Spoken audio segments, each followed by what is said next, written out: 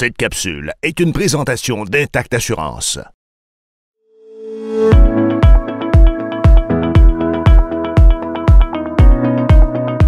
Personne ne peut envier les amateurs de VTT de hors-route avec la COVID-19. Ça a été un succès immense pour à peu près tous les concessionnaires et même les manufacturiers. On n'a pas fait exception du côté de Can-Am.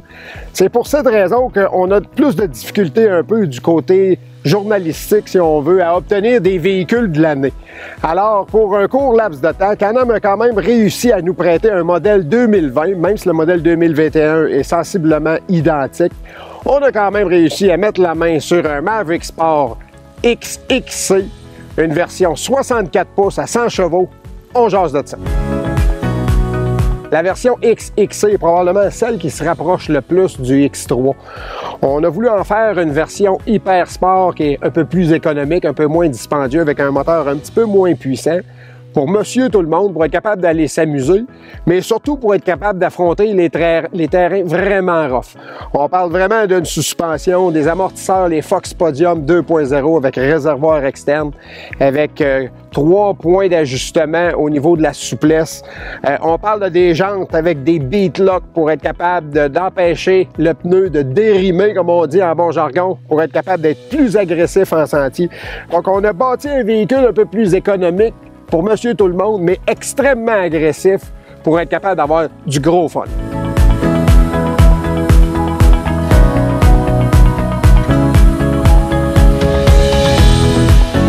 Ce qui est particulier un peu avec ce véhicule-là, il y a eu déjà beaucoup de reviews qui ont été faites dessus. C'est un véhicule qui a 3000 km, donc c'est intéressant parce qu'on est capable maintenant de vous parler vraiment de la résistance à long terme du véhicule. On regarde au niveau des barres de torsion à l'avant, au niveau des points d'attache, c'est resté hyper solide après 3000 kg.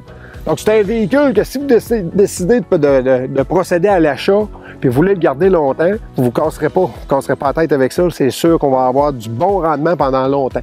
On a roulé beaucoup le véhicule, puis on a un véhicule qui n'a pas de sonnette. On a 3000 km, puis on n'a pas de son. On n'a pas de gling-gling, on n'a rien qui nous fait croire que le véhicule a déjà 3000 km. Puis Dieu sait qu'au niveau des médias, lorsque ces véhicules-là sont prêtés, c'est des véhicules qui sont extrêmement brassés, comme on dit. On leur brasse la cage parce qu'on les a pour les tester.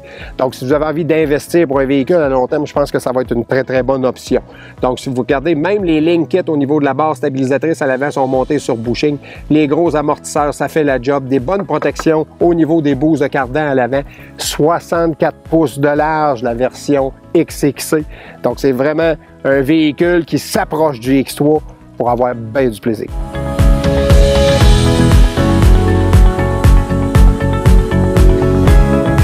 C'est sûr qu'on parle d'un véhicule qui a 3000 km et plus. Donc, on a de l'entretien à faire sur nos véhicules. Ce qui est intéressant avec Can-Am, ça fait déjà quelques années. Si on regarde le positionnement au niveau des poulies qui sont très facilement accessibles, c'est facile de démonter le couvert pour être capable d'aller faire l'entretien sur les poulies d'embrayage, ce qui est hyper important. Il ne faut jamais oublier que ces deux petits morceaux-là, c'est le cœur de votre moteur. Vous avez beau avoir 100 force au niveau du moteur, si vos poulies ne travaillent pas bien, si vous en délivrez seulement 75, vous avez une machine de 75 chevaux. Le véhicule nous a été livré avec beaucoup d'accessoires. Je pense que c'est la grosse marque de commerce chez Can-Am. Les miroirs, on regarde le toit, la barre LED. On a également un pare-brise qu'on a enlevé pour les besoins de la cause parce qu'il fait très chaud. Le filet arrière. Il y a une multitude d'accessoires disponibles chez Can-Am, ce qui fait que vous êtes capable de personnaliser votre véhicule pour avoir un véhicule à votre goût et surtout extrêmement pratique. Je pense que comme on est habitué depuis quelques années chez Can-Am, qualité de finition, pas un mot à dire, espace de rangement, coffre du côté du pilote, coffre du côté du passager. Je pense de ce côté-là, Can-Am, comme d'habitude, nous ont habitués à un intérieur qui est spacieux, luxueux et très fonctionnel.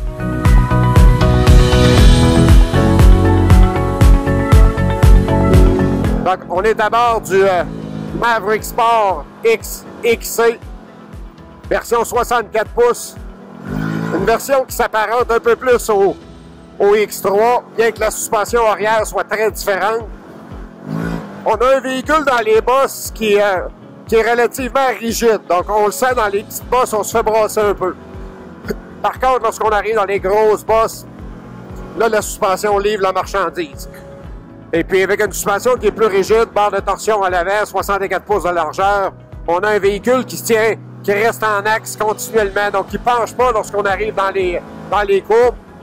Donc, c'est un gros point positif pour le handling, pour la conduite.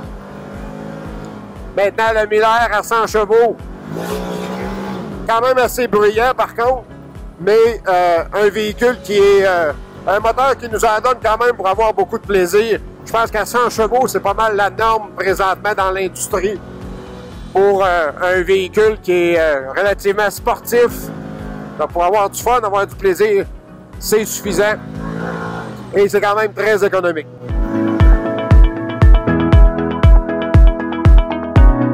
Maintenant, comme on le fait à chaque émission chez Planète Quad, on va parler côté point fort, côté point faible, côté point d'amélioration. Je pense que du côté des points d'amélioration, des points faibles, il n'y a aucun doute au niveau de la suspension. On a une suspension qui est extrêmement rigide. Oui, ça a ses qualités du côté des points forts, on va en jaser un petit peu plus tard, mais on aimerait ça avoir une suspension qui est un petit peu plus souple. Les gros Fox Podium sont ajustables.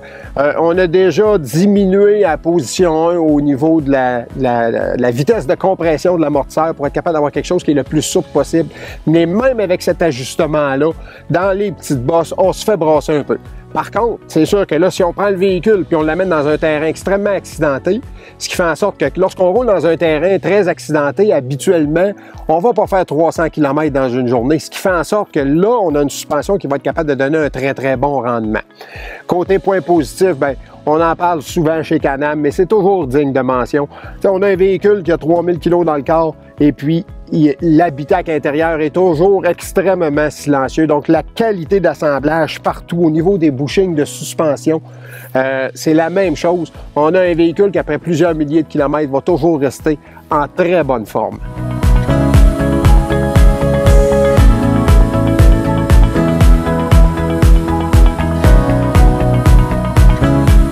Vous savez, côté motorisation, on voit la flambée des HP dans l'industrie énormément.